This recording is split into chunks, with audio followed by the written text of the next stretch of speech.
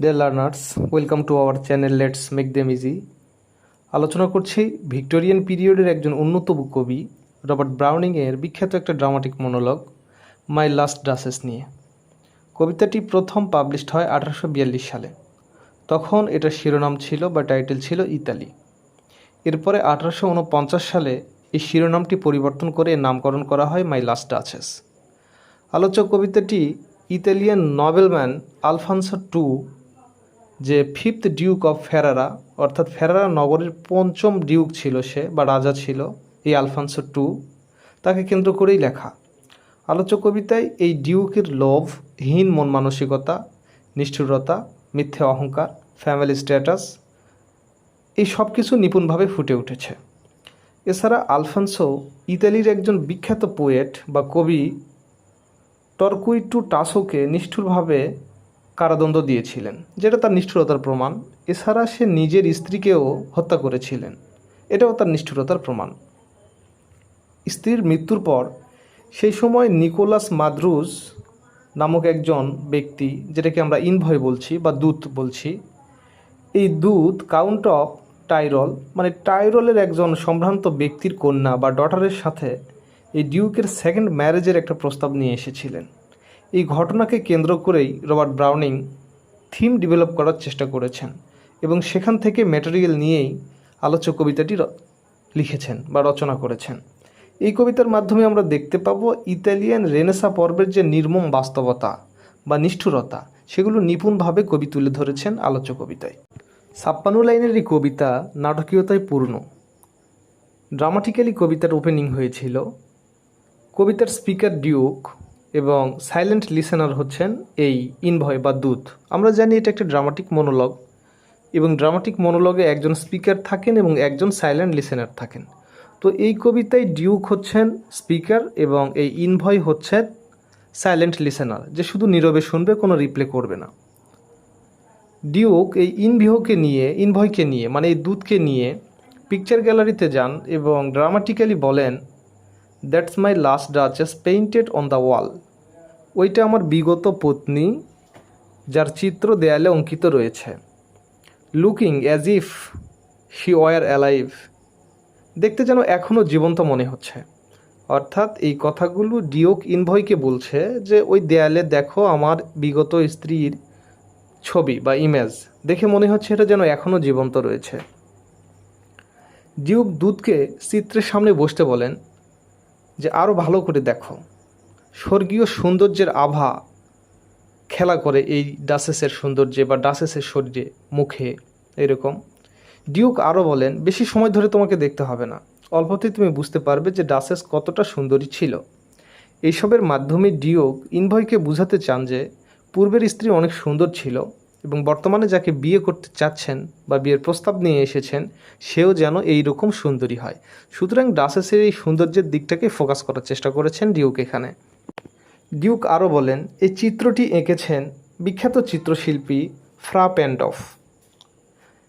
তাকে আমি বেশি সময় দেইনি, ফ্রা প্যান্ডফকে মাত্র একদিন সময় দিয়েছিলাম। খুব দ্রুততার সাথে সে এই ছবিটি অঙ্কন করেছে। বেশি সময় দেইনি কারণ যদি ডাচেসের সঙ্গে এই প্যান্ডফের অ্যান্টিমেসি হয় বা ঘনিষ্ঠতা হয়ে যায়, এর মূল কারণ ছিল ডাচেস অনেক সহজ সরল এবং সুন্দর ছিল। যদি এই আর্টিস্টের সঙ্গে তার একটা অ্যান্টিমেসি হয় বা ঘনিষ্ঠতা হয়, এই জন্য তাকে বেশি সময় তিনি দেননি। এখানে ডিউকের সন্দেহ ভরা মন ফুটে উঠেছে। ডিউক আবারও ডাচেসের সৌন্দর্য বর্ণনা করতে গিয়ে বলেন, দূতকে বলেন, কেবল তুমি নয়, আরও অনেকেই ডাচেসের সৌন্দর্যে বা সরলতায় মুগ্ধ ছিল। তার চোখে এবং মুখে সুন্দর বর্ণিল আভা খেলা করত। ফ্ললেস বিউটি ছিল তার, নিপুণ সৌন্দর্য ছিল। ঢিলে ড্রেসের আড়াল থেকেও তার কুনোয়ের সৌন্দর্য দেখা যাচ্ছিল।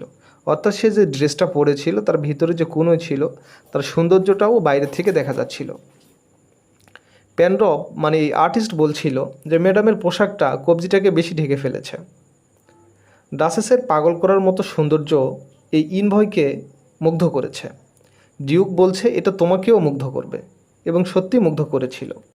ডিউক ডাচেসের ক্যারেক্টারের ডিসক্রিপশন দিতে গিয়ে বলেন, ডাচেস খুবই সিম্পল ছিলেন, সামান্য ব্যাপারে অনেক হাসাহাসি করতেন, সবার সাথে মন খুলে মিশতেন।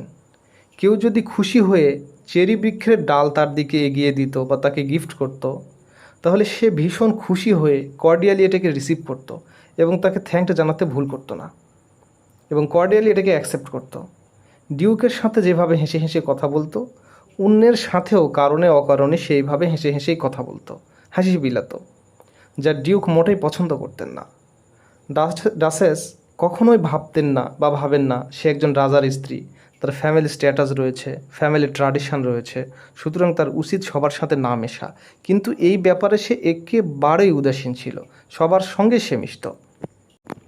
বহুবার ডিউক ডাচেসকে ইনসাল্ট করেছে তার এই সিম্পলিসিটির কারণে, কিন্তু সময়ে অসময়ে সে হাসি বিলাতো।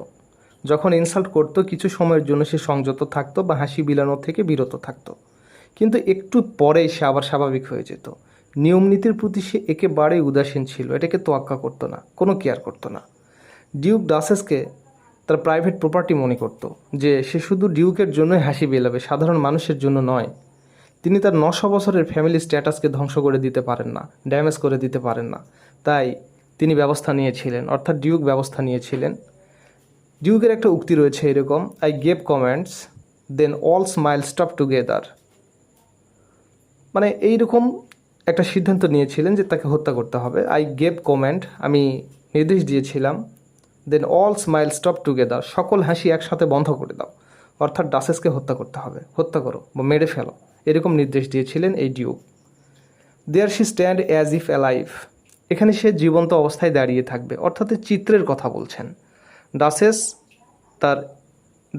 ডিউক ডাচেসকে হত্যার জন্য নির্দেশ দিয়েছিলেন এবং বলেছিলেন সে চিত্রের মধ্যে জীবন্ত থাকবে। এখানে ডিউকের চরম নিষ্ঠুরতা বা হিংস্রতার প্রতিচ্ছবি ফুটে উঠেছে।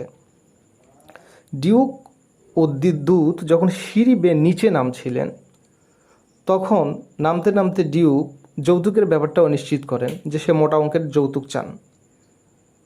আর এই যে হত্যার ব্যাপারটা, এই ব্যাপারটাও তিনি ডিউককে বোঝানোর চেষ্টা করেন যে এত সুন্দর একজন ডাচেসকেও সে হত্যা করেছে তার ফ্যামিলি স্ট্যাটাসের জন্য। 900 বছরের ফ্যামিলি ট্র্যাডিশনকে সে জলাঞ্জলি দিতে পারে না, সুতরাং সে পারিবারিক স্ট্যাটাস বা পারিবারিক যে একটা ঐতিহ্য, এটার ব্যাপারেও ভীষণ কঠোর ছিলেন। ডিউক ইনভয়কে সমুদ্র দেবতা নেপচুনের এই মূর্তিটি নির্দেশ করেন এবং দেখতে বলেন যে দেখেন কি সুন্দরভাবে এই সমুদ্র দেবতা এই ঘোড়াটাকে নিয়ন্ত্রণ করছেন।